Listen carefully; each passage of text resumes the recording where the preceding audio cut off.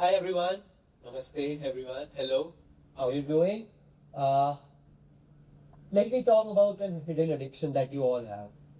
What if I told you that most of you here are drug addicts? You deny it, right? Well, let me ask you something. How many of you remember the last to last reel that you watched? I can't see any hands. How many of you remember the last to last reel you liked or shared? Well, the chances are you don't. Why is this happening? Because you all are drug addicts. You are addicted to a drug called dopamine. Yes. I have a word for you. Era.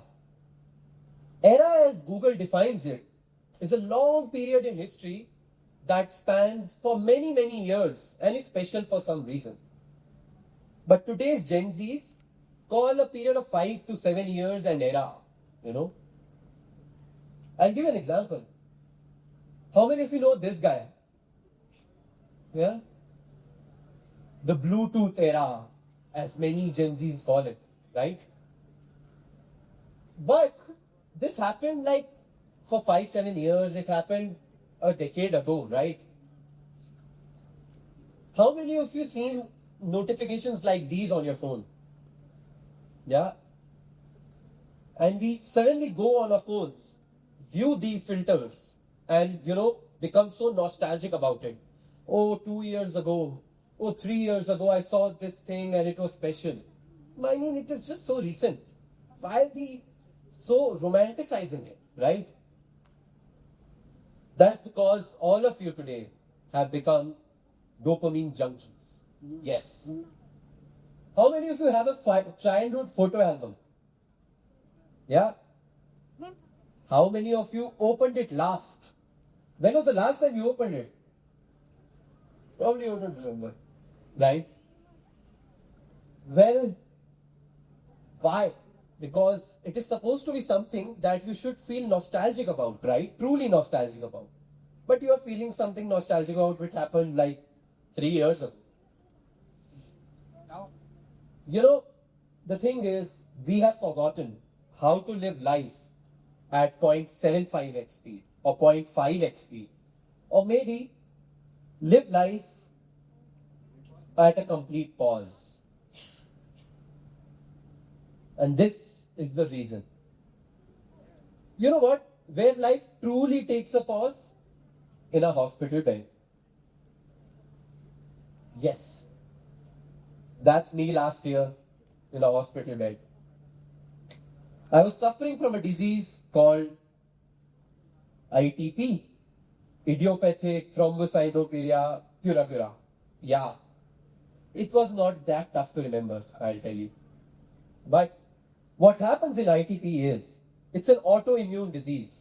So what happens is, your body's immunity, which is supposed to fight infections, actually starts destroying body's own platelets.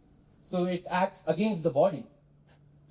And this happened to me last year. Minimum platelets required for the body, 1.5 lakh. The platelets when I was admitted was 2,000. Small number. And mostly it happens to infants. So it happened to me when I was 16, although not an infant though. But it happened to me again last year, which is an even rarer case. Like, I don't even know how many people like this would be there in the world. Right? Now, when I was there in that hospital bed, I wasn't thinking about memories 2 years ago or reels or trends or anything like that. All I was thinking about was that day. How do I get out of here?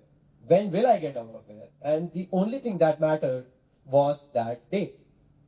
Now, finally, by God's grace, when I got a chance to, get out of hospital, I realized that our attention is being hijacked every single day in the outside world. Or everyone is trying to capture our attention, which is making us feel like we are running away. We are running so fast that our life is now at almost 2x speed. Right? Then what I did I researched a bit, got curious, and found very interesting studies. One of which I'll share about to you guys today, which is that it's a Microsoft study, by the way, that in the year 2000, average human attention span was 12 seconds. In the year 2016, it was 8.25 seconds. Remember, in the year 2016, which is even before the peak of social media as we see today, right? So now, 8.25 seconds is actually less than that of a goldfish, which means that if an average human being is sitting and an average goldfish is sitting and watching an Instagram reel, the chances are that the goldfish might be able to stay focused for longer on that reel than a human being.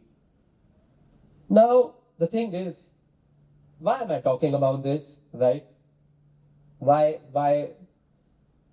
am I someone who has conquered this? Am I someone who has, mastered the art of focus? Absolutely not. I am probably the worst victim of this, right? I'm just as dopamine addicted as you guys are. But here's the paradox. Here's the irony. And that irony is that I'm also an enabler of this. I'll introduce myself. You know this guy, right? How many of you know this guy? Yeah? Legendary guy. That's me. Casual flex. Yeah? That's me, Ronit Thakur. I'm founder of Be Rolling Media, a young video marketing and a content production agency which helps startups and brands in producing engaging content, attention-grabbing content, and hooking content every single day. So when I am saying that shrinking focus is a problem, I mean it. Because it is very tough to keep people engaged for longer. It is becoming very difficult to keep people engaged for longer. Trust me. I've sat with the editors to ensure that the edit is crisp and it keeps you hooked for longer. Yeah. So, since I am here, let me discuss some of the lies we tell ourselves, right? Number one, I can't live without my phone. I have said this. How many of you have said this, right? I can't live without my phone. Yeah. Well, the fact is you can. Maybe for 6 hours, 8 hours, 12 hours, or maybe a day, you can. People were doing fine before phones, right? Next, scrolling is relaxing. Guys, it's not.